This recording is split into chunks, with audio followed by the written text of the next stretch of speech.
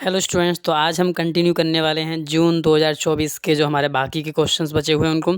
ठीक है, तो उसमें हमारा पहला क्वेश्चन है the partial pressure of ethane over a solution containing 7.14 into 10⁻³ gram of ethane is 1 बार। ठीक है, तो इसमें बोला हुआ है कि पार्शियल प्रेशर 1 बार दिया हुआ है जब इथेन कितना था 7.14 इंटू 10⁻³ ग्राम। ठीक है, अब इसमें चेंज किया इनने कि अब इथेन इतना हो गया है 5 × 10⁻² ग्राम हो गया है, तो प्रेशर कितना हो जाएगा। ठीक है, तो इसमें हम सिंपली इस तरह से सॉल्व कर सकते हैं कि 7.14 इंटू 10⁻³ ग्राम जब था तब हमारा प्रेशर कितना था 1 बार था। तो अब जब क्या होगा 5 × 10⁻² है तो कितना, इस तरफ से हम लोग क्रॉस मल्टीप्लाई करके सॉल्व कर सकते हैं। तो इसको थोड़ा ऊपर ले जाके करते हैं इसको। ठीक है, तो क्रॉस करेंगे हम लोग तो हमारा क्या होगा 5 × 10⁻² इंटू में 1 है तो 1 से तो कुछ नहीं होने वाला, और नीचे 7.14 इंटू 10⁻³ ये 2 और इसमें 3 से काट दो तो इधर -1 की बच गया, -1 ऊपर ले जाओगे तो +1 हो जाएगा। ठीक है, तो देखो इसको थोड़ा और ऊपर करके तो ऊपर कितना बचा 5 × 10 यानी कि 50/7.14। ठीक है, तो 7 से डिवाइड करोगे तो 7 पॉइंट समथिंग इसका आंसर आ जाएगा। ठीक है ना, तो ये देख लो ऊपर ऑप्शन में कितना दिया हुआ है, यहाँ पे देखो 7 बार ऑलरेडी दिया हुआ है, इससे ज़्यादा नहीं आएगा हमारा। ठीक है, तो ये रहा 7 बार, तो इसका आंसर हो जाएगा ऑप्शन नंबर बी। अब देखो नेक्स्ट जो क्वेश्चन दिया हुआ है उसमें बोला है अंडर आइडेंटिकल कंडीशन सेम है विच एक्वल सॉल्यूशन है इक्वल फ्रीजिंग पॉइंट। तो इनमें से कंडीशन दी हुई है और बताना है कि इक्वल फ्रीजिंग पॉइंट किसका होगा। ठीक है, तो देखो हम इस तरह से सॉल्व कर सकते हैं delta T F is I into के एफ इंटू एम, क्योंकि हमें यहाँ पे देखो यूरिया दिया हुआ है और ग्लूकोज दिया हुआ है। ठीक है ना, यूरिया और ग्लूकोज के लिए आई की वैल्यू 1 हो जाएगी, के एफ तो फिक्स है ही हमारा, तो यानी हमारा जो भी आंसर आएगा वो एम के बेस पे आएगा। तो हम एम कैलकुलेट कर लेते हैं। ठीक है, तो एम है मोलालिटी। ठीक है, पहले हम लोग सॉल्व कर लेते हैं। देखो यहाँ पे बहुत सारे दिए हुए हैं तो उसको सॉल्व करेंगे सारे के सारे को तो काफ़ी टाइम लगेगा, तो मैं डायरेक्ट ये सी वाला ही सॉल्व कर देता हूँ, आप सारे के सारे सॉल्व करना, मैं आपको एक सैम्पल बता देता हूँ। ठीक है, तो W2 एम निकालना है मुझे, तो W2/M2 इंटू 1000/W1 इस तरह से सॉल्व करना है हमें।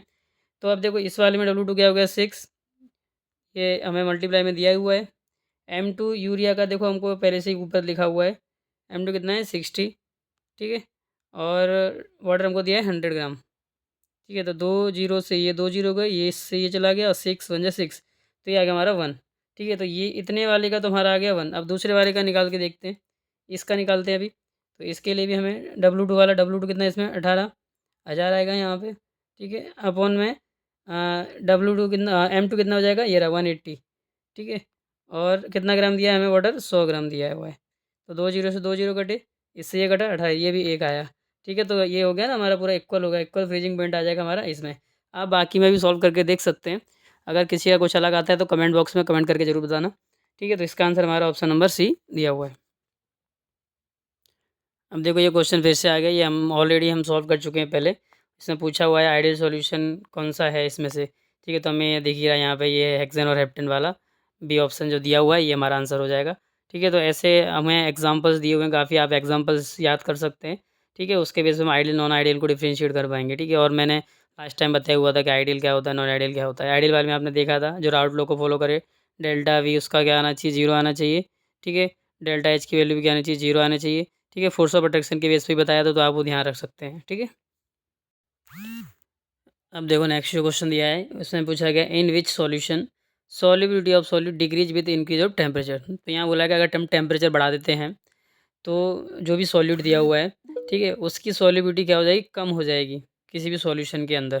ठीक है, तो ऐसा कब होता है, जब हम गैस को डिजोल्व करते हैं। ठीक है, तो गैस को डिजोल्व करते हैं। ठीक है, तो यहाँ पे देख सकते हो कि गैस वाला ऑप्शन देखो क्लोरीन गैस का है।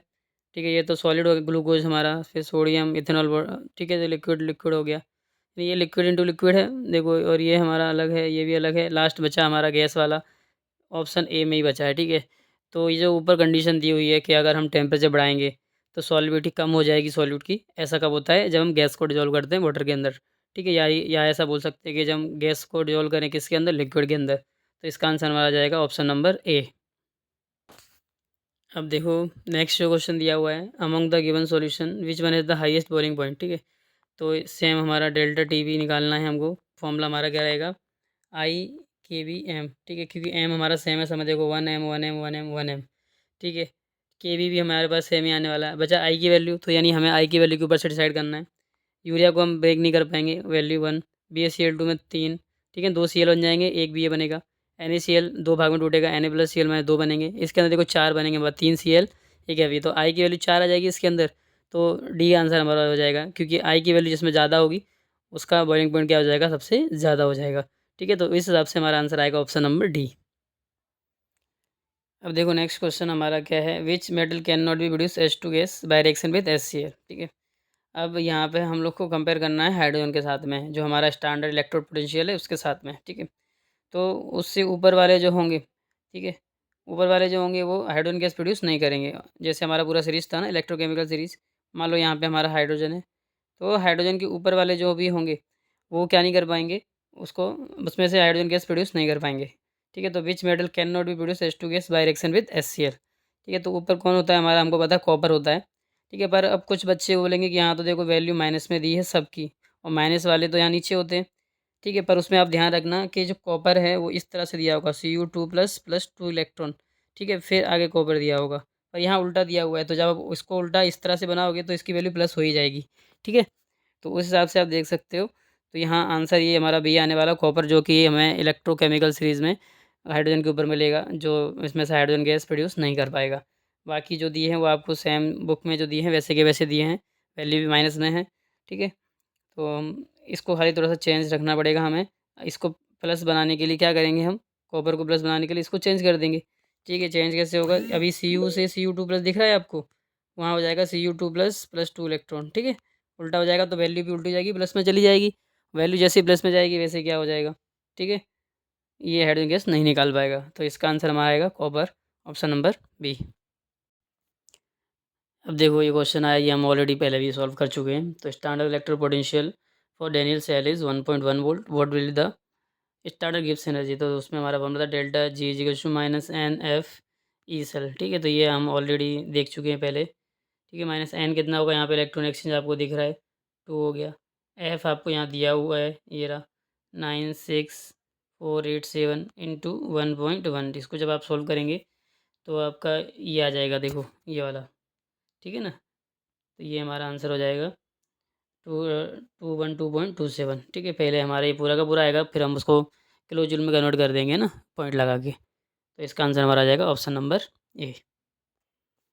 अब देखो नेक्स्ट जो क्वेश्चन दिया है उसमें बोला है आपको what will be the pH, ठीक है, pH of solution which connect with hydrogen electrode having oxidation potential इतना, ठीक है। तो देखो इसके लिए हम लगा सकते हैं E cell is equals to E not cell या स्टैंडर्ड सेल 0.059, ठीक है, अपॉन, ठीक है। अब यहाँ पर हमको एन चाहिए, ठीक है। तो एन के लिए हमारा हाइड्रोजन का जो रिएक्शन होता है वो होता है 2H+ + 2 इलेक्ट्रॉन, ठीक है, ये होता है। तो यहाँ 2 लगा सकते हैं, और आगे हमारा होगा लॉग, ऊपर आ जाएगा H+, ठीक है। H+ का स्क्वायर हो जाएगा, क्योंकि 2H+ है हमारे नीचे PH2, क्योंकि PH2 हमारा 1 ATM होगा हमारा, ठीक है। तो वहाँ 1 हटा देंगे हम लोग। तो E cell is equals to E not cell की जगह हम 0 लिखेंगे, क्यों, क्योंकि हाइड्रोजन का जो स्टैंडर्ड इलेक्ट्रोड पोटेंशियल होता है वो 0 होता है, -0.059/2, ठीक है।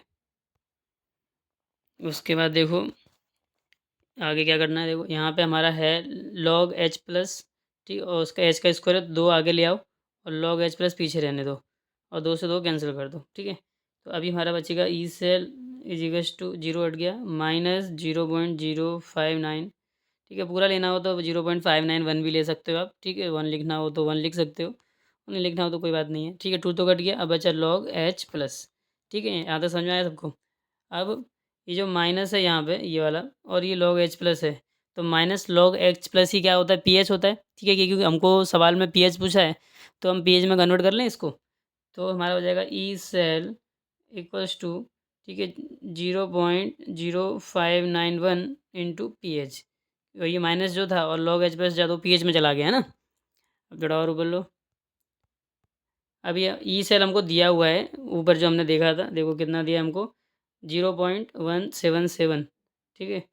तो यहाँ पे हम 0.177 लिख लेंगे।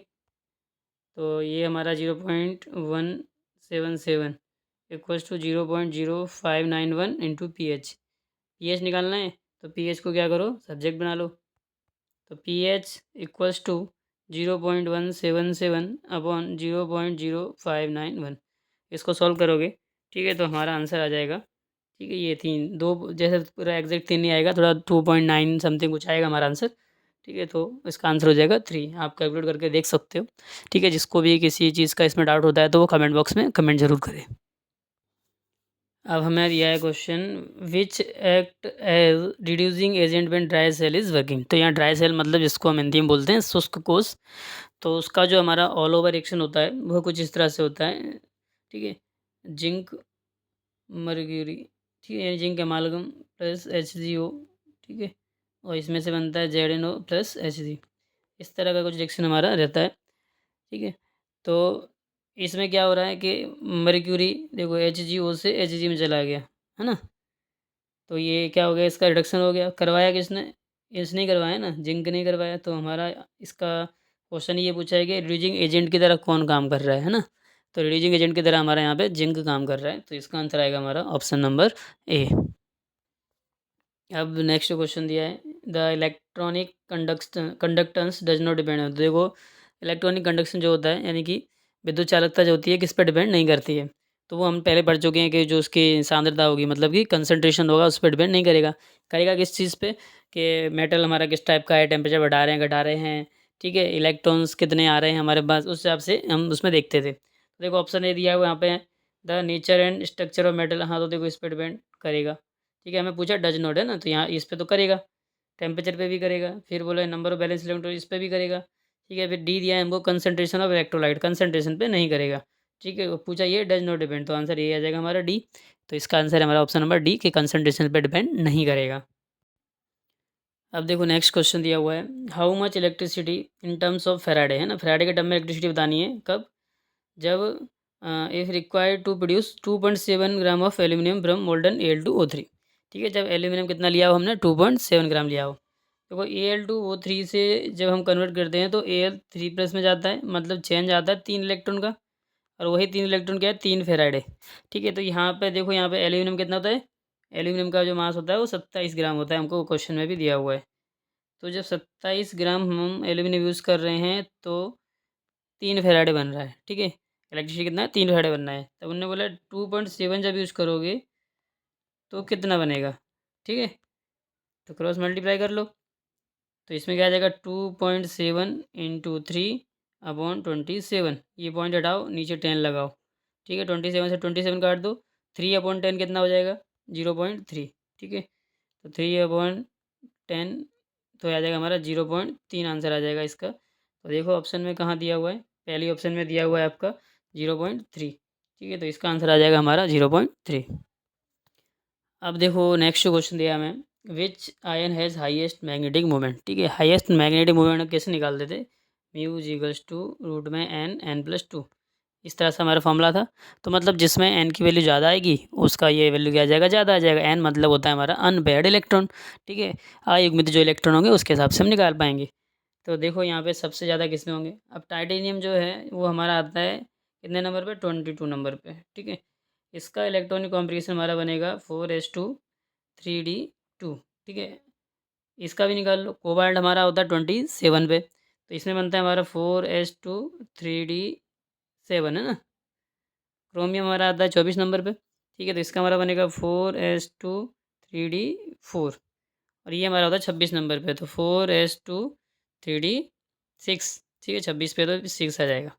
अब सब में से 3+3+ लिखा है, मतलब 3 इलेक्ट्रॉन गायब कर दो। 4s2 गया, एक यहाँ से गया, यानी बचा क्या 3d1। इसमें भी 3 निकालो, 2 यहाँ से एक यहाँ से, 3d6। इसमें से भी 3 निकालो, 2 यहाँ से एक यहाँ से, 3d कितना हुआ, 3 बचा। इसमें से निकालोगे 2 यहाँ से एक यहाँ, 3d5 बचा। अब देखो इसमें 3d5 है, इसमें 6 है, पर जब आप इलेक्ट्रॉन फिल करोगे, देखो बाकी में तो कम है ही, बात हमारी सिर्फ 6 वाले की और 5 वाले की बची। 6 वाले को जब आप फिलिंग करोगे, ठीक है, तो 1 2 3 4 5 और ये 6 यहाँ एक डबल हो गया। अनपेड तो 4 ही बचे, लेकिन ये 3d5 वाले के अंदर पाँचों के पाँचों जो आएंगे हमारे वो अनपेड हो जाएंगे, 1 2 3 4 5। तो इसका क्या आएगा, ज़्यादा आएगा, मतलब देखो किस में हो गई, हमारे आयरन वाले में ज़्यादा अनपेड इलेक्ट्रॉन हो गए, तो मैग्नेटिक मोमेंट भी इसका ही क्या आएगा, ज़्यादा आएगा। तो हमारा आंसर क्या हो जाएगा, Fe3+ हो जाएगा, ऑप्शन नंबर डी। अब देखो नेक्स्ट क्वेश्चन दिया हुआ है, which is use as catalyst in baker process. तो सबसे पहले हमें पता होना है बेकर प्रोसेस क्या होता है। तो बेकर प्रोसेस में हम इथीन से एल्डिहाइड बनाते हैं, ठीक है, यानी C2H4 से हम बनाते हैं, ठीक है, इसका ऑक्सीजन करवा के CH3CHO, ये इंडस्ट्रियल प्रोसेस है एल्डिहाइड बनाने की हमारी, ठीक है। तो अब यहाँ पे क्वेश्चन ये है कि कैटलिस्ट की तरह हम क्या यूज़ कर सकते हैं, ठीक है। तो दो चीज़ यूज़ करते हैं हम लोग कैटलिस्ट की तरह, एक करते हैं PdCl2, इसकी जगह हम CuCl2 भी इस्तेमाल कर सकते हैं। तो ये दोनों ऑप्शन देखो, हमें दूसरा तो नहीं दिया लेकिन पहला दिया है PdCl2, ऑप्शन नंबर ए में, तो इसका आंसर आ जाएगा। अब देखो नेक्स्ट क्वेश्चन दिया है, bronze is mixer of, bronze जैसे हम लोग कांसा बोलते हैं ना, कांसे की थालियाँ वगैरह बनती हैं, तो वो हमारी बनती है कॉपर और टिन से, ठीक है। तो यही आंसर हमारा हो जाएगा, क्या दिया है, ऑप्शन नंबर सी में दिया है, तो कांसा बोलते हैं हम लोग ब्रॉन्ज को, ठीक है। तो इसका आंसर हमारा रहेगा Cu+Sn। अब देखो नेक्स्ट क्वेश्चन जो दिया है, उसमें बोला ग्रीन कलर कंपाउंड पोजेसेस विच आयन, ठीक है। तो यहाँ ग्रीन कलर का बताना है, तो CrO4 जो माइनस जो होता है क्रोमेट आयन, ये तो हमारा होता है येलो कलर का, ठीक है। तो येलो कलर है ये तो हमारा, ठीक है। इसी तरह से हमारा देखो इसका भाई दूसरा ये रहा Cr2O7, ये हमारा होता था ऑरेंज कलर का, है ना, याद है ना आपको, ये ऑरेंज कलर का होता था। फिर देखो हमारा जो ये वाला जो है MnO4-, ये हमारा होता वायलेट कलर का होता था, डार्क वायलेट, है ना, डार्क वायलेट। अब बचा हमारा ये, जिसको हम K2MnO4 बोल देते हैं, ठीक है, मतलब मैग्नेट आयन, ये हमारा पर मैग्नेट, ये मैग्नेट, मैग्नेट वाला हमारा हो जाता था ग्रीन, ठीक है। तो ये सारे कलर आपको पता चल गए, तो इसमें से कोई भी चेंज होके 2026 के एग्ज़ाम में आ सकता है, ठीक है। तो आप भी चारों को चारों याद कर लेना। देखो अब ये फिर से आगे वाला क्वेश्चन है, ये भी ऑलरेडी हमारा 2025 के अंदर पूछा गया मार्च में, है ना। तो how many total number of ions are obtained by ionization of iron 3 hexacyanoferrate, ठीक है। तो इस वाले में देखो हमारा कुछ ऐसा बंदा था, ठीक है, इस FeCN6 3, ठीक है, ये देख लो ध्यान से इसको, और इसको चेक कर सकते हो आप। तो इस क्वेश्चन के अंदर जो ये वाला आयरन है हमारा, ये Fe3+ वाला है और ये वाला Fe2+ वाला है, दो फॉर्म में दिया हुआ है हमको, ठीक है। अब इनने पूछा है कि अगर हमको आयनाइज करवाएंगे तो कितने बनेंगे। तो सिंपली आप ब्रेक करोगे तो यहाँ पे देखो 4 है, यहाँ पे 3 है, ठीक है। टोटल आयंस कितने बन जाएंगे हमारे, 4+3, ठीक है, यानी कि 7, ठीक है। ब्रेक करोगे तो 7 बन जाएंगे। अब देखो क्वेश्चन है, indicate the complex entity which show optical isomerism, ठीक है। हमें इसमें ध्यान रखना होगा, जिसमें हमें ट्रांसफॉर्म देखने को मिलेगा ना, वो ट्रांसफॉर्म वाला ऑप्टिकल आइसोमेरिज्म शो नहीं कर पाएगा, ठीक है। जैसे अब ये देखो, इसके अंदर बना सकते हैं, ये तो ऑलरेडी सिस दिया ही हुआ है, इसके अंदर भी CL को पहुँचा देंगे, ये ऑलरेडी ट्रांस दिया हुआ है, ठीक है। तो ये ट्रांस बना सकते हैं, ट्रांस ट्रांस ट्रांस ट्रांस वाले आंसर नहीं आएंगे, इस सिस वाला है कुछ हमारा, देखो CR है, ठीक है, 2 ऐसे बना दो, इसके अंदर हम OX डाल देंगे, ठीक है, इस तरह से, और यहाँ से ये लगा दो, ठीक। तो इस तरह से कंपाउंड बन जाएगा और ये हमारा ऑप्टिकल आइसोमेरिज्म शो करेगा। थोड़ा थोड़ा घुमा देना इसको, ठीक है, घुमाओगे तो डेक्स्ट्रो लिवो इस तरह से हम कन्वर्ट कर पाएंगे, ठीक है। तो इसका आंसर हमारा ये सिस वाला जो फॉर्म है बी ऑप्शन में, वो हमें ऑप्टिकल आइसोमेरिज्म शो करेगा। अब नेक्स्ट पूछा है, क्लोरोफिल जो है कौन से एलिमेंट का कोऑर्डिनेशन कंपाउंड है। तो सिंपली देखो पहला ऑप्शन ही दिया हुआ मैग्नीशियम, इसी का कंपाउंड है हमारा, ठीक है। तो आप याद रख सकते हो। अब देखो नेक्स्ट क्वेश्चन ने पूछा है कि which one is correct for high spin. High spin का मतलब कैसे होता है, जैसे हम डी ऑर्बिट में ये जो भर रहे हैं, मतलब कोई भी ऑर्बिट में भरो, तो ये ऊपर की तरफ जो एरो दिख रहे हैं ना हमको, ये हाई स्पिन है, और नीचे की तरफ जो दिखा दी हमने उसको हम बोलते हैं लो स्पिन। तो इस तरह से आप समझ सकते हो, ठीक है। तो अब हमें यहाँ कंडीशन याद रखनी है, जो हमारा वीक फील्ड लिगेंड था और स्ट्रॉन्ग फील्ड लिगेंड थे, जो लिगेंड दुर्बल और निर्बल दुर्बल थे और प्रबल थे, उसके हिसाब से हम यहाँ पे सॉल्व कर सकते हैं, ठीक है। तो जब हम वीक लिगेंड यूज़ करते थे, ठीक है, तो वीक लिगेंड यूज़ करते थे तो हमारा जो ऑक्टाइडल फील्ड में, ठीक है, ऑक्टाइडल के लिए दिया हुआ है, तो डेल्टा O जो है वो इस तरह से आता था वीक फील्ड के लिए। तो मतलब इसमें हम ऐसा बोल सकते थे कि जो T2G था उसमें 3 इलेक्ट्रॉन, अगर मान लो 4 इलेक्ट्रॉन हमारे पास, तो T2G में 3 और EG में 1, तो सारे के सारे जो इलेक्ट्रॉन है singly singly upper side arrow दिखा रहे थे, मतलब हाई स्पिन दिखा रहे थे। लेकिन अगर हम क्या यूज़ करते थे, स्ट्रॉन्ग फील्ड लिगेंड यूज़ करते थे, तो यही क्या होता था, T2G में 4 के 4 इलेक्ट्रॉन आ गए, और चारों 4 इलेक्ट्रॉन आ गए से क्या हो गया, एक इलेक्ट्रॉन लो स्पिन का हो गया, तो वो तो हमारा किस में हो जाएगा, स्ट्रॉन्ग फील्ड में, ठीक है। तो हमको तो यहाँ क्या पूछा है, हाई स्पिन वाला पूछा है, और हाई स्पिन वाला हमें दिखेगा वीक फील्ड वाले में, जिसमें ये कंडीशन होती है, ठीक है। तो ये आप बुक में चेक कर सकते हो, बुक में भी आपको मिल जाएगा और इस तरह से आपने पढ़ा हुआ है, ठीक है। तो ये इसका आंसर हो जाएगा सी। अब देखो ये वाला क्वेश्चन 20 नंबर, इसमें बोला compound is diamagnetic and tetrahedral. Diamagnetic को हम बोलते हैं प्रतिचुंबकीय और टेट्राहेड्रल को हम बोलते हैं समचतुष्फलकीय, ठीक है। तो समचतुष्फलकीय बोलते हैं टेट्राहेड्रल को और डायमैग्नेटिक को हम बोलते हैं प्रतिचुंबकीय। अब यहाँ पे देखो कि सारे सॉल्व करें सोचा हम आंसर को सॉल्व कर लेते हैं, ठीक है।